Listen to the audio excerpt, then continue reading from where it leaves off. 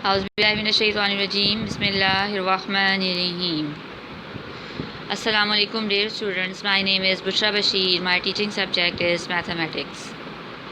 Chapter number 11, Fundamental Concepts of Geometry. इस chapter के start में सबसे पहले जिस चीज़ को हम डिस्कस करेंगे वो है हमारे पास inductive reasoning. For example, leaves of all the trees are green and sum of measures of all the angles of a triangle is equals to 180। हमें ये पता है कि जो तमाम ट्रीज़ होते हैं उनके लीव्स जो होते हैं वो ग्रीन होते हैं, अंडरस्टूड है। और किसी भी ट्राइंगल के एंगल का सम जो होता है वो इक्वल को क्या होता है, 180 होता है। तो ये हमारे एक जनरल रिज़ल्ट है जो हमने किसी भी रीज़न को प्रूव किए बगैर ही जो है वो हमने मान लिया है कि जो आपके पास ट्रीज़ होती हैं उनके लीव्स जो है वो क्या होते हैं, ग्रीन होते हैं। और जो आपके पास किसी किस्म की भी ट्राइंगल होती है उसके एंगल्स का सम जो है वो इक्वल्स टू क्या होता है, 180 होता है। तो इस तरह की जो रीजनिंग होती है इसे हम कहते हैं इंडक्टिव मेथड ऑफ रीजनिंग। यानी स्टार्टिंग जो हम रीजनिंग ले रहे होते हैं, स्टेटमेंट ले रहे होते हैं, उसे हम यहाँ पर क्या कहेंगे, इंडक्टिव मेथड ऑफ रीजनिंग।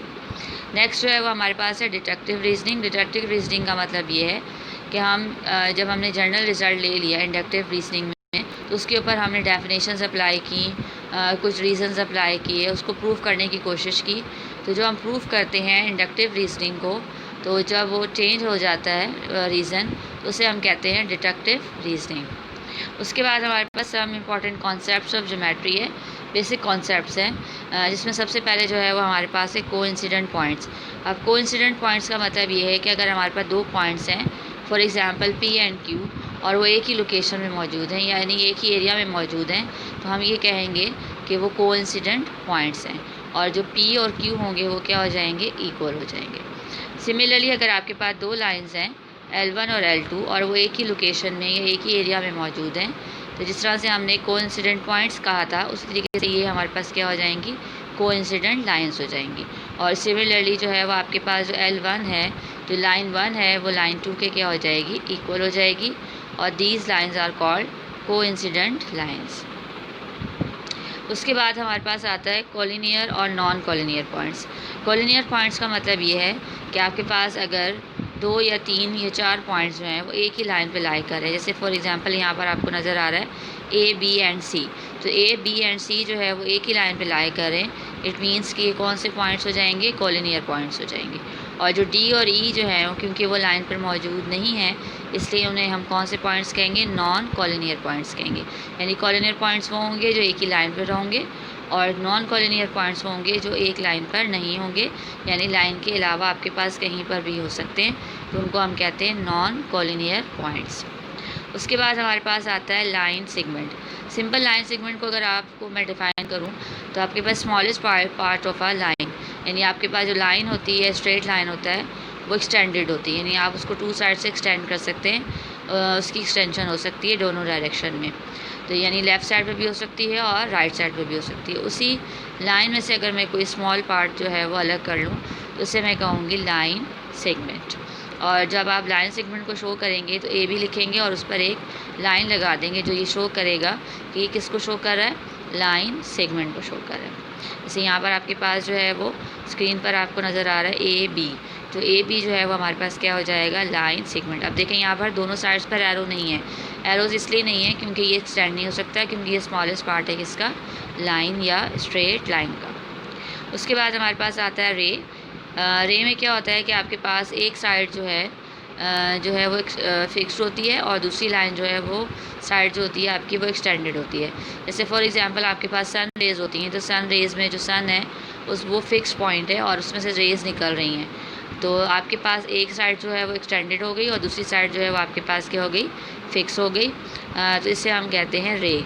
और रे को जब लिखा जाता है तो आपके पास जब आप देखें AB के ऊपर आपको रे साइन नज़र आ रही है, तो एक जो है वो फिक्स पॉइंट है और दूसरा साइड जो है वो आपकी एक्सटेंडेड है। उसके बाद आपके पास angle. An angle is the union of 2 non collinear rays. आपके पास दो जो है वो नॉन कॉलिनियर रेज है। नॉन कॉलिनियर का मतलब ये है कि वो एक लाइन पर नहीं है, वो डिफरेंट जो है वो आपके पास लाइंस हैं इस पर डिफरेंट पॉइंट्स मौजूद हैं।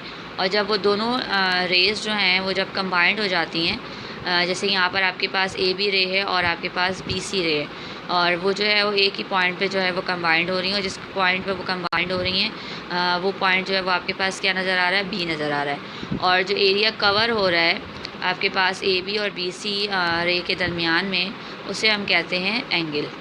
अब यहाँ पर जो आपके पास ए बी और बी सी जो है, इसे हम कहते हैं आर्म्स, या फिर जिसको हम कहते हैं साइड्स ऑफ अ एंगल। और देन जो आपके पास बी पॉइंट है, क्योंकि वो दोनों रेस का फिक्स पॉइंट है और एक फिक्स्ड कॉमन एंड पॉइंट है, तो इसको हम कहते हैं वर्टेक्स। उसके बाद हमारे पास जो है टाइप्स ऑफ एंगल्स हैं, डिफरेंट टाइप्स ऑफ एंगल्स हैं। सबसे पहले जो है वो आपके पास है एक्यूट एंगल। एक्यूट एंगल में क्या होता है कि आपके पास कोई भी एंगल अगर जो है वो लेस देन 90 है, यानी 90 से लेस है, तो आपके पास वो कौन से एंगल्स होंगे, एक्यूट एंगल्स होंगे। और ऑब्ट्यूज एंगल क्या होते हैं, ऑब्ट्यूज एंगल वो एंगल होते हैं जिसमें आपके पास जो है वो एंगल्स ग्रेटर देन 90 होते हैं, बट 180 से क्या होते हैं, लेस होते हैं। तो ऐसे एंगल्स को हम कहते हैं ऑब्ट्यूज एंगल। उसके बाद हमारे पास है कॉन्ग्रुएंट एंगल्स। कॉन्ग्रुएंट एंगल्स में क्या होगा कि अगर आपके पास दो एंगल्स हैं, जैसे फॉर एग्जांपल आपके पास 45 और 45, तो दोनों जो हैं उनकी मेजरमेंट सेम है, यानी 45 और 45 है, इट मीन्स कि ये दोनों एंगल्स क्या होंगे, कॉन्ग्रुएंट एंगल्स होंगे। उसके बाद आपके पास है राइट एंगल। राइट एंगल में क्या होता है कि आपके पास जो एंगल किसके इक्वल होगा, 90 डिग्री के इक्वल होगा, तो it is called right angle. उसके बाद हमारे पास आ जाता है vertically opposite angles. Vertically opposite angles में क्या होता है कि आपके पास दो जो लाइंस हैं वो इंटरसेक्ट कर रही होती हैं, जिस तरह से आपके पास स्क्रीन पे आपको नज़र आ रहा है कि ए बी और सी डी लाइन जो है वो क्या कर रही हैं, इंटरसेक्ट कर रही हैं। और जब इंटरसेक्ट कर रही हैं तो उसकी वजह से जो है वो आपके पास यहाँ पर ए बी और सी डी की वजह से, इंटरसेक्शन की वजह से चार एंगल्स बन रहे होते हैं। अब यहाँ पर जो है वो आपके पास ए ओ डी जो आपके पास एंगल है, यानी यहाँ पर जो आपके पास पॉइंट आ रहा है, जो एंगल आ रहा है वो आपका एक वर्टिकल एंगल है। और सी ओ बी ये आपके पास एक जो है वो वर्टिकल एंगल है। क्योंकि ये वर्टिकल डायरेक्शन में बन रहे होते हैं, इसलिए इन्हें कहा जाता है vertically opposite angles. The angles whose arms form two pairs of opposite rays are called vertically opposite angles. आपके पास दो रेज, जो दो लाइंस जो हैं वो क्या कर रही हैं, इंटरसेक्ट कर रही हैं, ए बी और सी डी, जिसकी वजह से आपके पास चार एंगल्स बन रहे हैं। और उनमें चार एंगल्स जो हैं उसमें से जो ए ओ डी है और जो बी ओ सी है वो इक्वल होंगे, और उसके बाद ए ओ सी और बी ओ डी जो हैं ये इक्वल होंगे, और they are called vertically opposite angles. उसके बाद एडजेसेंट एंगल्स हैं। इसमें क्या होता है कि आपके पास यहाँ पर जैसे आपको स्क्रीन पर जो है वो नज़र आ रहा है ए ओ सी। ए ओ सी जो है वो पहले हमारे पास एक एंगल था, लेकिन जैसे ही मैंने जो है यहाँ पर ओ बी जो है वो एक लाइन ड्रॉ कर दी, तो आपके पास जो ए ओ सी एंगल था वो टू इक्वल पार्ट्स में क्या हो गया, डिवाइड हो गया। अब क्योंकि जो इनका कॉमन आर्म है वो कॉमन जो वर्टेक्स है वो क्या है, ओ है, तो इट मीन्स कि आपके पास जो ए ओ सी है वो एंगल दो एंगल्स में डिवाइड हो गया है। कौन कौन से एंगल्स में डिवाइड हो गया, सी ओ बी में और बी ओ ए में। अब इसकी डेफिनेशन अगर हम देखें तो two angles are said to be adjacent if they have common vertex. अब जो ओ है वो इनका कॉमन वर्टिस है, जिसमें जो है वो आपके पास ओ से सी बी एक ही पॉइंट पर आ रहा है, ओ बी बी और ओ ए बी, यानी जो आपके पास तीनों जो लाइंस आ रही हैं वो तीनों लाइंस जो हैं वो एक ही पॉइंट पर मीट कर रही हैं, जिसे उन्होंने नाम दे दिया ओ का, तो हमारा कॉमन वर्टेक्स हो जाएगा। उसके बाद उसमें जो आपके पास ओ बी एंगल है, जो ओ बी आपके पास साइड नज़र आ रही है वो आपके दोनों एंगल्स में है, यानी कि वो आपके बी ओ सी एंगल में भी है और वो ए ओ बी एंगल में भी है। इसका मतलब ये है कि जो ओ बी है वो आपका कॉमन आर्म हो जाएगा। उसके बाद जो इंटरसेक्शन ऑफ देयर इंटीरियर, अब जो इन दोनों का इंटीरियर है उन दोनों में कोई पॉइंट कॉमन नहीं है, इट मीन्स कि उनका इंटरसेक्शन जो है वो क्या हो जाएगा, नल हो जाएगा। उसके बाद नेक्स्ट जो आपके पास है वो है बाइसेक्टर ऑफ एन एंगल।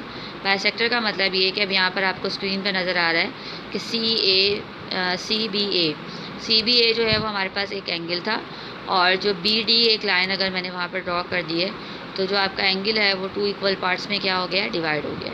तो जो आपका बी डी होगा उसे हम कहेंगे बाइसेक्टर ऑफ एन एंगल, यानी कि ये क्या कर रहा है, बाइसेक्ट कर रहा है एंगल को टू इक्वल पार्ट्स में। उसके बाद हमारे पास आ जाते हैं कॉम्प्लीमेंट्री एंगल्स। कॉम्प्लीमेंट्री एंगल्स में क्या होता है कि आपके पास अगर दो एंगल्स को आप सम करें तो आंसर अगर आपका इक्वल्स टू 90 डिग्री आ रहा है, इट मीन्स के जो आपके पास एंगल्स हैं दे आर कॉम्प्लीमेंट्री। और each one is called complement of the other, यानी कि जो एक दूसरे के वो क्या होंगे, कॉम्प्लीमेंट भी होंगे, और जो उनका सम है वो इक्वल्स टू क्या आ रहा है, 90 डिग्री, तो they are called complementary angles. उसके बाद सप्लीमेंट्री एंगल्स है। सप्लीमेंट्री एंगल्स में क्या होगा, the sum of angles of angle जो आपके पास है वो इक्वल्स टू क्या होगा, 180 डिग्री होगा।